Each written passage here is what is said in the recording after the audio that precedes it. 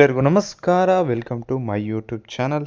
ಈ ವಿಡಿಯೋದಲ್ಲಿ ಒಂದು ಬೃಹತ್ ಉದ್ಯೋಗ ಅಂತಲೇ ಹೇಳ್ಬೋದು. ಪೋಸ್ಟ್ ಆಫೀಸ್ನಲ್ಲಿ 30,000 ಹುದ್ದೆಗಳು ವೇಕನ್ಸಿ 2026ನಲ್ಲಿ ನಡೀತದೆ. ಯಾವ ತಿಂಗಳು ಸರ್, ಯಾವಾಗ ನಡೀತದೆ ಅಂತ ಕೇಳಿದ್ರೆ ಸೆಪ್ಟೆಂಬರ್ನಲ್ಲಿ ನೇಮಕಾತಿ ಅಧಿಕೃತ ಸೂಚನೆ ಸಿಗುತ್ತೆ. ನೋಟಿಫಿಕೇಷನ್ಗೆ ಏನೇನು ಅರ್ಹತೆ ಮತ್ತು ಯಾವ ರೀತಿ ಇದು ಸೆಲೆಕ್ಷನ್ ಪ್ರೋಸೆಸ್ ಇರುತ್ತೆ ಅಂತ ಈ ವಿಡಿಯೋದಲ್ಲಿ ನಾನು ಸಂಪೂರ್ಣ ಮಾಹಿತಿ ಕೊಡ್ತೇನೆ. ನೋಡಿ, ಇದು 30,000 ಸರಿಸುಮಾರು 30,000 ಹುದ್ದೆಗಳಿಗೆ ನಡೆಯೋದು, ನೋಟಿಫಿಕೇಷನ್ ಆಗೋದು. ಅದಕ್ಕೋಸ್ಕರ ತುಂಬ ಕೇರ್ಫುಲ್ ಆಗಿರಿ. ಇದಕ್ಕೆ ಪಾಸ್ ಆಗೋಕ್ಕೆ ಬರೀ 10th ಪಾಸ್ ಆಗಿರೋ ಅಭ್ಯರ್ಥಿಗಳು ಸಾಕಾಗ್ತದೆ. ಬನ್ನಿ ನೋಡೋಣ ಸಂಪೂರ್ಣ ಮಾಹಿತಿ. ಇನ್ನೂ ಯಾರು ನಮ್ಮ ಚಾನಲ್ನ ಸಬ್ಸ್ಕ್ರೈಬ್ ಆಗಿಲ್ಲ, ದಯವಿಟ್ಟು ಚಾನಲ್ನ ಸಬ್ಸ್ಕ್ರೈಬ್ ಆಗಿ. ಮತ್ತು ನಮ್ಮ ಟೆಲಿಗ್ರಾಮ್ ಚಾನಲ್ ಲಿಂಕ್ ಕೂಡ ಡಿಸ್ಕ್ರಿಪ್ಷನಲ್ಲಿ ಹಾಕಿರ್ತೀನಿ, ಜಾಯ್ನ್ ಆಗಿ. ಅದರಲ್ಲಿ ಇದೇ ರೀತಿ ನೋಟಿಫಿಕೇಷನ್ ಅಪ್ಡೇಟು ಫಾಸ್ಟಾಗಿ ಅದರಲ್ಲಿ ನಾವು ಅಪ್ಡೇಟ್ ಮಾಡ್ತಾ ಇರ್ತೀವಿ. ಅದಕ್ಕೋಸ್ಕರ ಬನ್ನಿ ವಿಡಿಯೋ ಸ್ಟಾರ್ಟ್ ಮಾಡೋಣ. ನೋಡಿ ಬನ್ನಿ, ಇದು ಫಸ್ಟ್ ಆಫ್ ಆಲ್ ಇದು post office G D S recruitment ಆಗಿರ್ತದೆ. ಪೋಸ್ಟ್ ಆಫೀಸ್ GDS ರಿಕ್ರೂಟ್ಮೆಂಟ್ 2026 ಆಗಿರ್ತದೆ. ಇಲ್ಲಿ ನಾವು ಪೋಸ್ಟಸ್ ಯಾವುದು ನೋಡ್ಬೋದು ಅಂದರೆ BPM ಅಂತ ಬರುತ್ತದೆ, ಮತ್ತು ABPM ಅಂತಲೂ ಕೂಡ ಬರುತ್ತೆ, ಮತ್ತು ದಕ್ ಸೇವಕ್ ಕೂಡ ಬರ್ತದೆ. ಈ 3 ಪೋಸ್ಟ್ಗಳು ನಾವು ನೋಡ್ಬೋದು. ಯಾವ 3 ಅಂದರೆ BPM, ABPM ಮತ್ತು ದಕ್ ಸೇವಕ್ ಪೋಸ್ಟ್ಗಳನ್ನ ನಾವು ನೋಡ್ಬೋದು. ಇನ್ನೊಂದು ತುಂಬ ಒಳ್ಳೆ ವಿಷಯ ಏನಂದರೆ ಇದು SLC ಮಾರ್ಕ್ಸ್ ಮೇಲೆ, ಮೆರಿಟ್ ಲಿಸ್ಟ್ ಮೇಲೆ ನಿಂತಿರ್ತದೆ. ನೋ ಎಕ್ಸಾಮ್ ಇರೋದಿಲ್ಲ. ನಂತರ ನೋಡಿ, ಇಲ್ಲಿ ಜಾಬ್ ರೋಲ್ ಯಾವ ರೀತಿ ಬ್ರೇಕ್ ಡೌನ್ ಆಗಿರ್ತದೆ ಅಂದರೆ ನೋಡಿ, ಇಲ್ಲಿ ಬ್ರಾಂಚ್ ಪೋಸ್ಟ್ ಮಾಸ್ಟರ್ ಅಂದರೆ BPM, ಇವರು ಬ್ರಾಂಚ್ನ ಪೋಸ್ಟ್ ಮಾಸ್ಟರ್ ಆಗಿರ್ತಾರೆ. ಇವರು ಓನ್ಲಿ ಆಫೀಸ್ ವರ್ಕ್ ಆಗಿರ್ತದೆ ಯಾರ್ದು, BPM ಅವ್ರದ್ದು. ಮತ್ತು ಅಸಿಸ್ಟೆಂಟ್ ಬ್ರಾಂಚ್ ಪೋಸ್ಟ್ ಮಾಸ್ಟರ್ದೇನಪ್ಪ ಅಂದರೆ ಇವರು ಅಸಿಸ್ಟೆಂಟ್ ಮೇಲ್ ಡೆಲಿವರಿ ಮಾಡೋದು, ಅಲ್ಲಿ ಸೇಲ್ಸ್ ಸ್ಟ್ಯಾಂಪ್ ಹಾಕೋದು, ಮತ್ತು ಈ ಥರ ಜಾಬ್ ಯಾರ್ದು ಅಂದರೆ ABPMದು. ಮತ್ತು ದಕ್ ಸೇವಕ್ ಇವರು ಹ್ಯಾಂಡಲ್ ಮಾಡಬೇಕೇನು, ಮೇಲ್ ಕೊಡೋದು, ಈ ರೀತಿಯ ಟ್ರಾನ್ಸ್ಲೇಷನ್ನು, IPP ಬ್ಯಾಂಕ್ ಅಕೌಂಟ್ ಇದೆಯಾ ನೋಡಿ, ಅದನ್ನು ಮೇಂಟೈನ್ ಮಾಡೋದು. ಅಲ್ಲಿ ಬರೋ ಕಸ್ಟಮರ್ಸ್ಗೆ ಇವಾಗ IPP post office bank account ಇರ್ತದಲ್ಲ, ಅದಕ್ಕೆ ಎಲ್ಪ್ ಮಾಡೋದು. ಮತ್ತು ಇವರು ಡಿಸ್ಟ್ರಿಬ್ಯೂಷನ್ ಮಾಡಬೇಕೇನ ಮೇಲು, ಪೋಸ್ಟ್ ಬಂದಿರೋನ ಪೋಸ್ಟು ಮನೆಗೆ ತಗೊಂಡೋಗಿ ಕೊಡೋದು. ಯಾರ ಜವಾಬ್ದಾರಿ ಅಂದರೆ ದಕ್ ಸೇವಕು.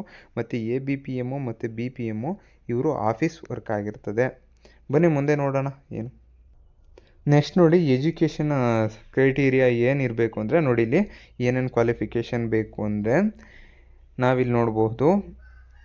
10th ಸ್ಟ್ಯಾಂಡರ್ಡ್ ಪಾಸ್ ಔಟ್ ಆಗಿರಬೇಕು. Candidate must hold secondary school examination pass certificate from recognised board ಅಂತ ಐತೆ. ನೀವು ಯಾವುದಾದ್ರೂ ರೆಕಗ್ನೈಸ್ಡ್ ಬೋರ್ಡಿಂದ 10th ಪಾಸ್ ಆಗಿರಬೇಕು. ನಂತರ ಕಂಪಲ್ಸರಿ ಕೋರ್ಸ್ ಸಬ್ಜೆಕ್ಟ್ ಅಂದರೆ ಏನಪ್ಪ ಅಂದರೆ ಮ್ಯಾಥಮೆಟಿಕ್ಸು ಮತ್ತು ಇಂಗ್ಲೀಷ್ ನೀವು ಓದಿರಲೇಬೇಕು. ಮತ್ತು ಸರ್ಕಲ್ ಲ್ಯಾಂಗ್ವೇಜ್ ರಿಕ್ವೈರ್ಡ್ ಅಂದರೆ ನೀವು ಯಾವ ಸರ್ಕಲ್ಗೆ ಅಪ್ಲೈ ಮಾಡ್ತೀರಾ ನೋಡಿ, ಆ ಸರ್ಕಲ್ ಲ್ಯಾಂಗ್ವೇಜ್ ಬೇಕು. ನೀವು ಕರ್ನಾಟಕದಲ್ಲೇ ಇದ್ದರೆ ಕರ್ನಾಟಕ ಸರ್ಕಲ್ಗಳು ಯಾವಾದರೂ ಹಾಕ್ಕೊಂಡ್ರೆ ನಿಮಗೆ ಕನ್ನಡ ಬಂದರೆ ಸಾಕಾಗ್ತದೆ. ಮತ್ತು ಬೇಸಿಕ್ ಕಂಪ್ಯೂಟರ್ ನಾಲೆಡ್ಜ್ ಇರಬೇಕಾಗ್ತದೆ. ಇದೇನು ಸರ್ಟಿಫಿಕೇಟ್ ಏನು ಕೇಳೋದಿಲ್ಲ, ಬಟ್ ಸರ್ಟಿಫಿಕೇಟ್ ಇದ್ದರೆ ನಿಮಗೆ ಸೆಲೆಕ್ಷನ್ ಕರೆದಾಗ ನಿಮಗೆ ತುಂಬ ಯೂಸ್ ಆಗುತ್ತೆ. ಅದಕ್ಕೆ ಸರ್ಟಿಫಿಕೇಟ್ ಇದ್ದರೂ ಓಕೆ, ಇಲ್ಲ ನಾಲೆಡ್ಜ್ ಇದ್ದರೂ ಓಕೆನೇ.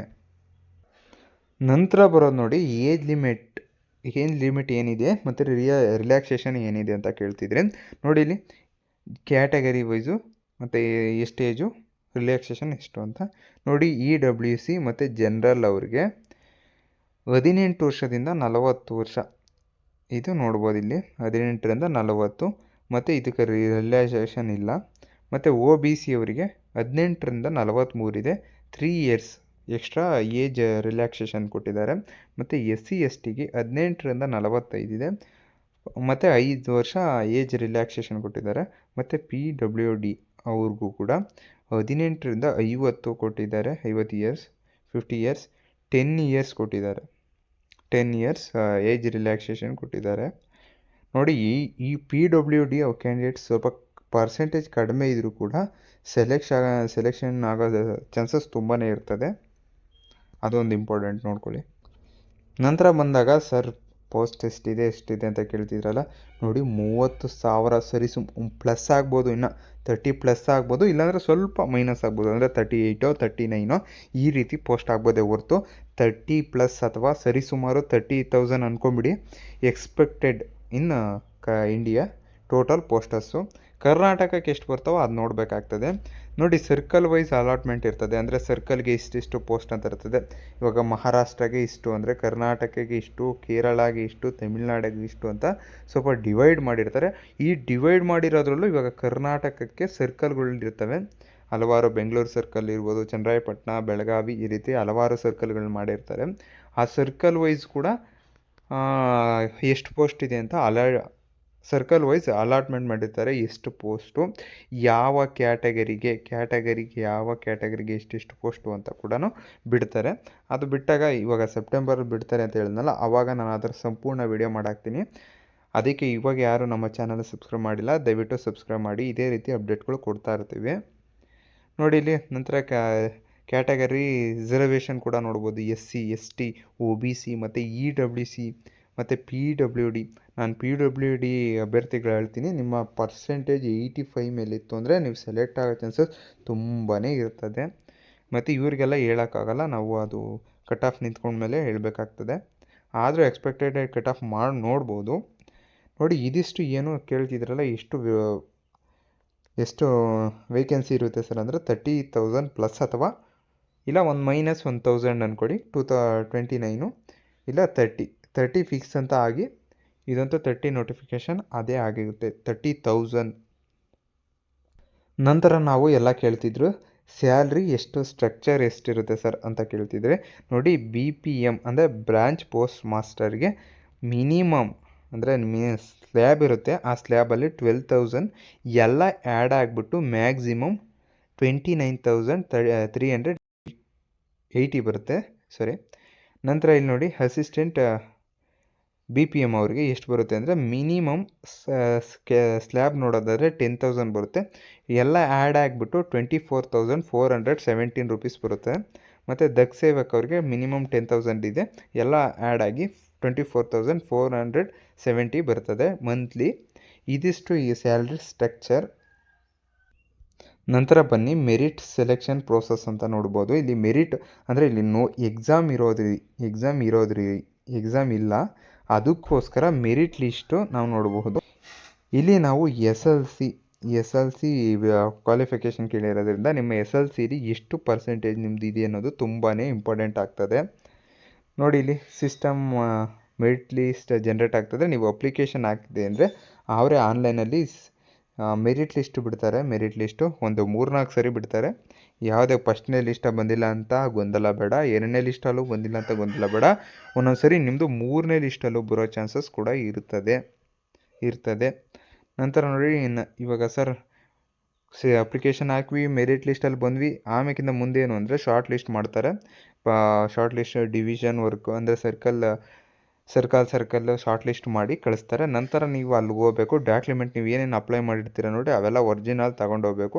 ನೀವು ಒರಿಜಿನಲ್ ಇತ್ತು ಅಂದರೆ ಮುಂದಿನ ಹಂತಕ್ಕೆ ನೀವು ಹೋಗ್ತೀರಾ, ಆವಾಗ ನೀವು ಸೆಲೆಕ್ಷನ್ ಆಗ್ತೀರಾ. ಫೈನಲಿ ನಿಮಗೆ ಎಂಗೇಜ್ಮೆಂಟ್ ಅಂದರೆ ಅಪಾಯಿಂಟ್ಮೆಂಟ್ ಲೆಟರ್ ಸಿಗುತ್ತೆ. ವೆರಿಫಿಕೇಷನ್ ಆದಮೇಲೆ ಏನು ಮಾಡಬೇಕು ಅಂದರೆ ನೀವು ಅಪ್ಲಿಕೇಶನ್ ಹಾಕಬೇಕು. ಶಾರ್ಟ್ ಲಿಸ್ಟ್ ಬಂದರೆ ಓಕೆ, ಆ ನಂತರ ಡಾಕ್ಯುಮೆಂಟ್ ವೆರಿಫಿಕೇಷನ್, ಫೈನಲ್ ಎಂಗೇಜ್ಮೆಂಟ್, ನಿಮಗೆ ಅಪಾಯಿಂಟ್ಮೆಂಟ್ ಲೆಟ್ರ್ ಕೊಡ್ತಾರೆ. ಒಂದು ಎಕ್ಸ್ಪೆಕ್ಟೆಡ್ ಟೈಮ್ ಲೈನ್ ನೋಡೋದಾದರೆ ಇಲ್ಲಿ ನೋಡಿ ಸೆಪ್ಟೆಂಬರಲ್ಲಿ ರಿಜಿಸ್ಟ್ರೇಷನ್ ಅಂದರೆ ಅಪ್ಲಿಕೇಶನ್ ಹಾಕಬಹುದು. ಅಪ್ಲಿಕೇಶನ್ ಸ್ಟಾರ್ಟು ಸೆಪ್ಟೆಂಬರ್ ಫಸ್ಟ್ ವೀಕಲ್ಲಿ ಅಪ್ಲಿಕೇಶನ್ ಸ್ಟಾರ್ಟ್ ಆಗುತ್ತೆ. ಅಕ್ಟೋಬರ್ ಕ್ಲೋಸಲ್ಲಿ ವಿಂಡೋ ಇದು ಅಪ್ಲಿಕೇಶನ್ ಲಾಸ್ಟ್ ಆಗುತ್ತೆ ಅಕ್ಟೋಬರಲ್ಲಿ. ಯಾವುದೋ ಅಪ್ಲಿಕೇಶನ್ ಲಾಸ್ಟ್ ಡೇಟ್ ಯಾವಾಗ ಅಂದರೆ ಅಕ್ಟೋಬರಲ್ಲಿ ಇರುತ್ತೆ. ನೀವು ಪೋಸ್ಟ್ ಅಪ್ಲೈ ಮಾಡಿರ್ತೀರಲ್ಲ, ಕರೆಕ್ಷನ್ನು ವಿಂಡೋ ಒಂದು 3 ದಿವಸ ಕೊಡ್ತಾರೆ. ಏನು ನೀವೇನಾದರೂ ಅಪ್ಲಿಕೇಶನ್ ಹಾಕೋವಾಗ ತಪ್ಪು ಮಾಡಿದರೆ ಅದನ್ನು ಕರೆಕ್ಷನ್ ಮಾಡೋಕ್ಕೆ 3 ದಿವಸ ಎಕ್ಸ್ಟ್ರಾ ಟೈಮ್ ಕೊಡ್ತಾರೆ. ಆಮೇಕಿಂದ ಆಟೋ ಸಬ್ಮಿಷನ್ ಆಗ್ತದೆ. ಇದಿಷ್ಟು ಟೈಮ್ ಲೈನು ಅಂದರೆ ಎಕ್ಸ್ಪೆಕ್ಟೆಡ್ ಟೈಮ್ ಲೈನ್ ಆಗಿರ್ತದೆ. ಸೆಪ್ಟೆಂಬರಲ್ಲಿ ಅಪ್ಲಿಕೇಶನ್ ಬಿಡ್ತಾರೆ, ಸೆಪ್ಟೆಂಬರಲ್ಲಿ ಅಪ್ಲಿಕೇಶನು, ಅಕ್ಟೋಬರಲ್ಲಿ ಕ್ಲೋಸ್ ಆಗುತ್ತೆ. ಒಂದು 3-4 ದಿವಸ ಮಾಡಿಫೈ ಅಂದರೆ ಅಪ್ಲಿಕೇಶನ್ ಎಡಿಟ್ ಮಾಡಲಿಕ್ಕೆ ಬಿಡ್ತಾರೆ. ನಂತರ ಆಟೋ ಸಬ್ಮಿಷನ್ ಆಗ್ತದೆ. ನಂತರ ಇಲ್ಲಿ ನೋಡಿ ಕರ್ನಾಟಕ ಸರ್ಕಲ್ ಡೀಟೇಲ್ಸ್ ಅಂದರೆ ಇವಾಗ ಸ್ಟೇಟ್ ವೈಸು ಸರ್ಕಲ್ಗಳು ಮಾಡಿರ್ತಾರೆ. ಇವಾಗ ಕರ್ನಾಟಕ ಸರ್ಕಲಲ್ಲಿ ನೋಡೋದಾದರೆ ಡಿವಿಷನ್ ವೈಸ್ ಪೋಸ್ಟ್ ಅಲಾಟ್ಮೆಂಟ್ ಆಗಿರ್ತದೆ. ಇಲ್ಲಿ ನೋಡಿ ಬೆಂಗಳೂರು, ಮೈಸೂರು, ಹುಬ್ಬಳ್ಳಿ, ಬೆಳಗಾವಿ ಈ ರೀತಿ ಪೋಸ್ಟ್ ಡಿವೈಡ್ ಆಗಿರ್ತದೆ. ನಿಮ್ಮ ಎಲಿಜಿಬಿಲಿಟಿ ಚೆಕ್ ಕೂಡ ಇಲ್ಲೇ ನಾವು ನೋಡಬೇಕು. Candidates from Karnataka, passing 10th Kannada, ಈ ರೀತಿ ಎಲಿಜಿಬಿಲಿಟಿನೂ ನೋಡಬೇಕಾಗ್ತದೆ. ನೋಡಿ ಇದಿಷ್ಟು ನಾನು ನಿಮ್ಗೆ ಹೇಳಬೇಕಾಗಿದ್ದು ಏನು ಅಂದರೆ ಫೈನಲ್ ಸಮ್ಮರಿ ಏನಂದ್ರಪ್ಪ, ಇದು ಎಕ್ಸಾಮ್ ಇರೋದಿಲ್ಲ, ಎಸ್ ಎಲ್ ಸಿ ಬೇಸ್ಡ್ ಇರುತ್ತೆ. ನಂತರ ಇಲ್ಲಿ ನೋಡಿ ಸರ್ಕಲ್ ಅಂದರೆ ನೀವು ಯಾವ ಸರ್ಕಲ್ ಹಾಕ್ತಿರೋ ಆ ಸರ್ಕಲ್ ಲ್ಯಾಂಗ್ವೇಜ್ ನಿಮಗೆ ಬರಬೇಕಾಗ್ತದೆ. ಇವಾಗ ಕರ್ನಾಟಕ ಹಾಕಿದ್ರೆ ಕನ್ನಡ ಓಕೆ, ಒಬ್ಬೊಬ್ಬರು ಬೇರೆ ಸ್ಟೇಟ್ಗೂ ಹಾಕ್ಬಿಟ್ಟಿರ್ತಾರೆ, ಅವ್ರಿಗಾದರೆ ಆ ಸ್ಟೇಟಿನ ಲ್ಯಾಂಗ್ವೇಜ್ ಬರಬೇಕಾಗ್ತದೆ. ನಂತರ ನಿಮ್ಮ ಎಲ್ಲ ಡಾಕ್ಯುಮೆಂಟ್ನ ರೆಡಿ ಮಾಡಿಟ್ಕೊಬೇಕು. ಒರಿಜಿನಲ್ಲು 10th ಮಾರ್ಕ್ಸ್ ಕಾರ್ಡ್ ಇರ್ಬೋದು, ಕ್ಯಾಸ್ಟ್ ಇನ್ಕಮ್ಮು, ಫೋಟೋ ಮತ್ತು ಎಲ್ಲ ಕ್ಲೀನಾಗಿ ಒರಿಜಿನಲ್ ಇಟ್ಕೊಂಡಿರಬೇಕು. ಸ್ಕ್ಯಾನ್ ಮಾಡಿ ಅಪ್ಲಿಕೇಶನ್ ಹಾಕೋ ಕೂಡ ಅಪ್ಲೋಡ್ ಮಾಡುವಾಗ ಇವನ್ನೆಲ್ಲ ಅಪ್ಲೋಡ್ ಕ್ಲೀನಾಗಿ ಮಾಡಬೇಕು. ಯಾಕಂದರೆ ಒಂದು ಮಿಸ್ಟೇಕ್ ಆದರೂ ಕೂಡ ಎಡಿಟಿಗೆ ಆಪ್ಷನ್ ಬಿಡ್ತಾರೆ, ಆದರೆ ಎಡಿಟ್ಗೆ ಹೋಗೋದೇ ಕ್ಲೀನಾಗಿ ಒಂದೇ ಸರಿ ಫಸ್ಟ್ ಅಟೆಂಪ್ಟಲ್ಲೇ ಕ್ಲೀನಾಗಿ ಅಪ್ಲಿಕೇಶನ್ ಹಾಕಿ. ಮತ್ತು ಆವಾಗವಾಗ ಅಫಿಷಿಯಲ್ ಪೋರ್ಟಲ್ ಇದೆಯಲ್ಲ, ಅಂದರೆ ಪೋಸ್ಟ್ ಆಫೀಸ್ದು ಇಂಡಿಯನ್ ಪೋಸ್ಟ್ ಅಂತ ಹೊಡೆದ್ರೆ ಬರ್ತದೆ, ಆ ಅಫಿಷಿಯಲ್ ವೆಬ್ಸೈಟ್ನ ಆಗಾಗ ಸರ್ಚ್ ಮಾಡಿ ನೋಡ್ತಾ ಇರಿ. ಏನಾದರೂ ಬಿಟ್ಟಿದ ತಕ್ಷಣ ಅಪ್ಲೈ ಮಾಡಿ. ಮತ್ತು ನಾನು ಕೂಡ ಇನ್ನೊಂದು ವಿಡಿಯೋದಲ್ಲಿ ಯಾವಾಗ ಬಿಡ್ತಾರೆ ಬಿಟ್ಟಿದ ತಕ್ಷಣವೇ, ಅಂದರೆ ಈ ಸೆಪ್ಟೆಂಬರ್ ಫಸ್ಟ್ ವೀಕಲ್ಲೇ ಬಿಡ್ತಾರೆ, ನೋ ಟೆನ್ಷನ್. ನೋಡಿ ಇದಿಷ್ಟು ನಾನು ನಿಮಗೆ ಪೋಸ್ಟ್ ಆಫೀಸ್ ರಿಕ್ರೂಟ್ಮೆಂಟ್ ಬಗ್ಗೆ 2026 ಬಗ್ಗೆ ಮಾಹಿತಿ ನೀಡಿದ್ದು. ಈ ವಿಡಿಯೋ ನಿಮಗೆ ಇಷ್ಟ ಆಯಿತು ಅಂದರೆ ದಯವಿಟ್ಟು ನಮ್ಮ ಚಾನಲ್ನ ಸಬ್ಸ್ಕ್ರೈಬ್ ಮಾಡಿ. ಧನ್ಯವಾದಗಳು.